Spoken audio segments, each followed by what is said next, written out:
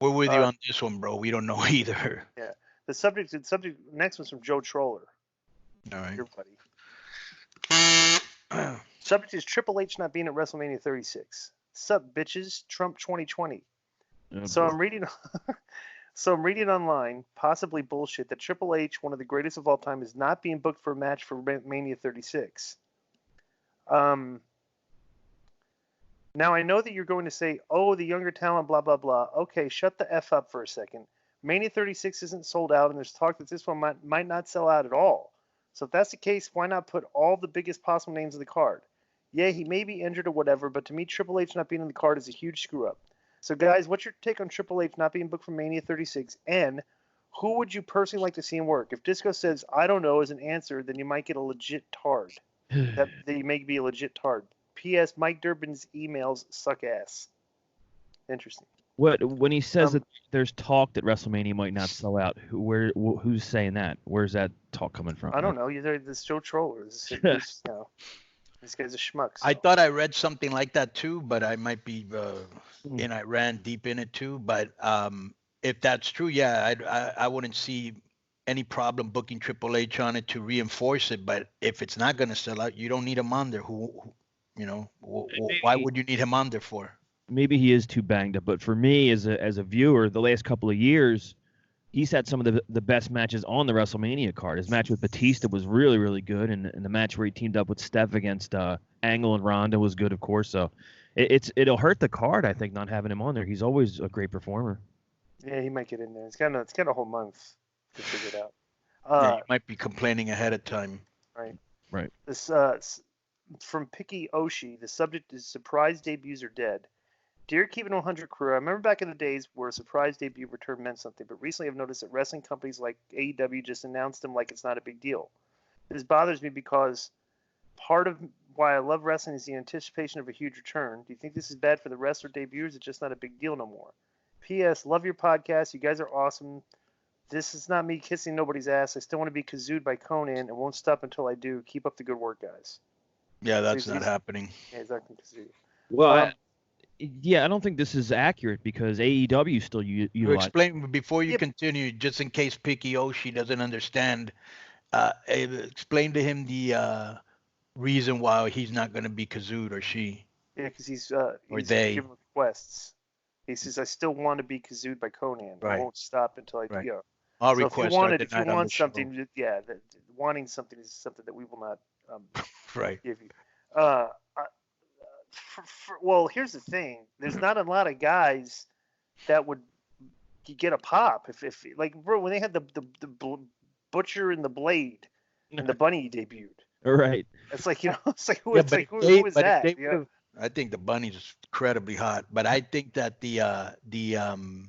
if they would have done some real good vignettes leading up to it, and then they came out and made a big, why aren't you making a big thing out of it? Like when Ricochet showed up in WWE, who I always thought after Ray, he might be the next greatest high-flying wrestler. Bro, they introduced him like it was nothing. You know what I'm saying? Like he meant nothing. Here's another thing, too. I want to talk about this since you brought up his name. Yeah. Did you see what they did with Ricochet the past couple of days? Yeah, bro. They're just burying him. Well, okay. I'm thinking, does he have heat? Absolutely. I would like to know, based on the way he was booked, if he spoke out and said, like, maybe they booked him against the way they booked him against Brock. Yeah. Maybe he didn't like it and said something. But it seemed like he had heat yesterday. I watched Raw and they beat him on Raw too. They took a guy that was in there with Brock that you couldn't give him a rub to if you had laid the match out differently, right? Right. Instead, you beat him in a minute and a half, and then you had him got beat by some nobody. Yeah. I mean, you talk about just dropping a guy's stock like plummeting. That's like the coronavirus. Hit like the stock market. It's like his stock just like plummeted in 3-4 days. Yeah. There's been a report on Wrestling Observer Radio. I'm going to read you the text here. Meltzer said, I guess someone, asked a question, and Meltzer responded, I don't know what the mentality is. Obviously, Ricochet's done. I mean, maybe they will, but it's Vince. He may change his mind next week, but this week, he's done. He's so done. This was a burial without a doubt. But who knows? Vince just gets these things in his head, like with Cedric Alexander, who was supposed to get a big push, and Vince just kept burying the guy, and now he's burying another guy. So I guess Meltzer is of the opinion that Vince has he doesn't but he doesn't know why he's getting buried. he didn't say why, yeah. Right. So nobody does. But I'm assuming the guy's got heat somehow. All right. Right. Yeah. And that's what we always say. When you can't figure something else, the guy has heat. But I just wanted to say before we move on to the next question that the surprise debuts thing, I don't think that's accurate because AEW still accomplishes them pretty well. If you remember their first pay-per-view, John Moxley debuted. That was a huge deal at the time. Cabana just debuted at the last show. Swagger debuted on their first TV show. So they're still trying it. It's just a matter of is there big enough names for it to matter. I thought Moxley was a huge surprise. This is another embarrassing email from Hughes coming up here. The subject is 123 X Sean 6 Kid Pac Waltman. He's already trying to be funny right there. Kazoo that. Every time he tries to make a joke here, isn't funny, kazoo it. Because I want Joe to listen to these kazoos, okay? Because he thinks Hughes is funny. Yeah. Yeehaw, everyone. So from watching older Raws and Nitros on the network, the good old days, I've been reminded about how excellent X-Pac was in the ring. Before 2000, don't know what happened to him after that.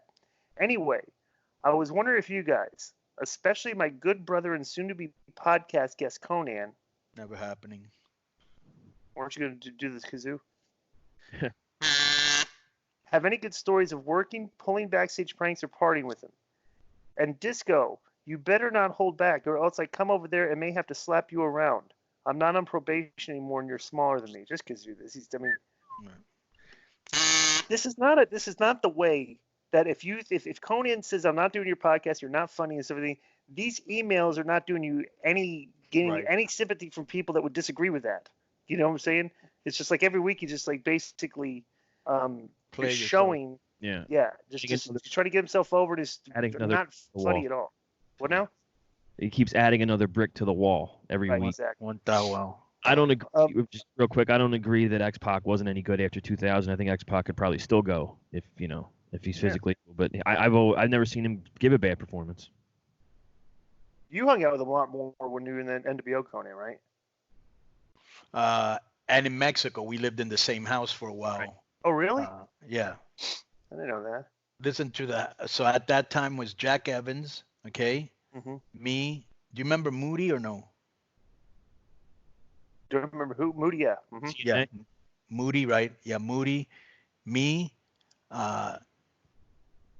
Teddy Hart, okay? Taya. And Psychosis. We all lived in the same like house that they rented for the wrestlers. All right. And so, you remember he's a guy that had put that piece of shit in Juventud suitcase that started that whole brawl in Mexico, remember? Oh, that was X-Pac was the one that did that? Yeah. Interesting. So he had a lot. So X-Pac had heat with at that time. Oh, he didn't like Goofy. A lot of guys didn't like Goofy back then, right? Everyone at that time, pretty much, right? Well, yeah. Well, basically, what had happened was that at that time he was dating. You remember Ryan Shamrock? Mm-hmm. Yeah. He was dating her, and on some radio interview or podcast, I don't think that podcast even existed back then, but like on some radio interview, they had asked him. They didn't even ask him about X-Pac, and he brought up the fact that, X-Pac was in drug rehab, right? And so the father of Ryan Shamrock's kid heard this, and I guess he went to a judge, and they took the kid away from her, all right? And so fucking Pac was fucking furious, and he wanted to beat him up in the dressing room. I said, bro, don't do that because they're going to fire you. So then he put a piece of shit in his suitcase, and bro, Hoovy went ballistic. He was super mad. He thought I did it. Okay. Mm-hmm. Then when he came over to confront me about it, Jack Evans, who had mega heat with him, intercepted him and just beat the fuck out of him. Interesting. Well, that's an interesting story.